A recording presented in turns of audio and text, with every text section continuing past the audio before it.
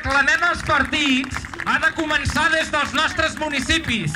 I els temps que venen, un cop els presos siguin traslladats, si poden, només es basa en 3 paraules: organització, organització i una organització. Cal que tots els pobles, cal que totes les comarques estiguin organitzades. Cal que sapiguem que a partir d'ara el que ens cal a nivell individual és el mateix que exigim als nostres polítics: sacrifici, acceptar les conseqüències de les coses que ens tocarà fer i dir clar que a l'estat espanyol no hi ha democràcia. Dir clar a Europa que si no ens escolta, Europa no passarà per les nostres carreteres. Dir clar a l'estat espanyol que si no hi ha democràcia els aturarem el país, els tirarem l'economia a terra. Això és el que hem de fer a partir d'ara.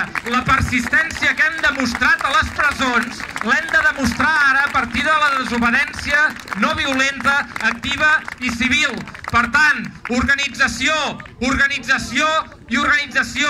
La unitat que no ens donen els polítics ha de ser la unitat que demostrem entre tots. Que visqui la República i visquin els Països Catalans.